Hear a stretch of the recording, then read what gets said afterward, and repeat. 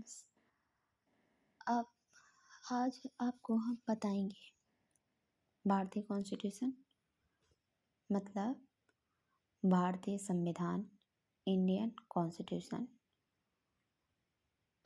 इसमें हम बात करेंगे पार्ट 3 की, जिसमें फंडामेंटल राइट के बारे में बताया गया, मतलब मूल अधिकार, हमारे अधिकारों के बारे में बताया गया, हमारे अधिकार क्या क्या है। तो चलिए सबसे पहले हम शॉर्ट में बता देते हैं।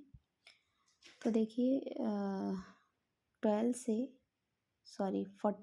18 तक समानता का अधिकार बताया गया है, और सेकेंड बताया गया है स्वतंत्रता का अधिकार बताया गया है, आर्टिकल 19 से 22 तक बताया गया है। थर्ड आता है शोषण के विरुद्ध अधिकार, ये बताया गया है आर्टिकल 23 से 24 तक। फिर बताया गया है धार्मिक स्वतंत्रता का अधिकार 25 से 28 तक।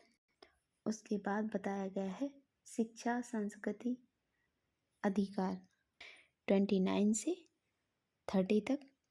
फिर 30 में बताया गया है संपत्ति का अधिकार, जो अब कानूनी अधिकार रह गया है। अब ये संपत्ति का अधिकार मूल अधिकार नहीं है, ये अब विधि का अधिकार है। ये अधिकार कब हटाया गया था? संविधान संशोधन 44वां संशोधन जब हुआ था, उसमें हटाया गया था सेक्शन 1978 में। इसको संपत्ति के मूल अधिकार को हटा दिया गया था, जो अब संवैधानिक अधिकार हो गया है। उसके बाद आता है आर्टिकल, जो बहुत ही इम्पोर्टेंट है। आर्टिकल आता है 32, जो बात करता है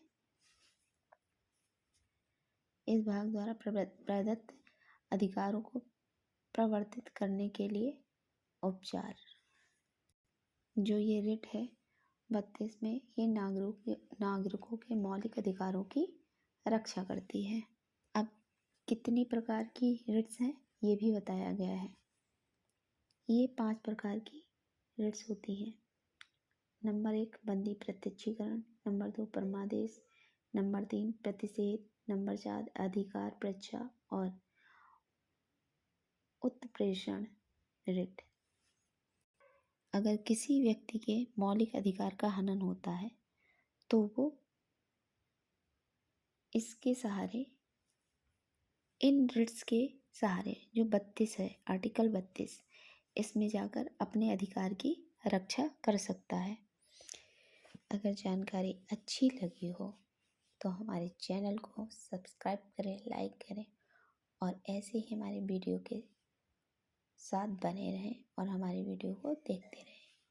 जब तक के लिए बाय बाय, टेक केयर, फिर मिलते हैं।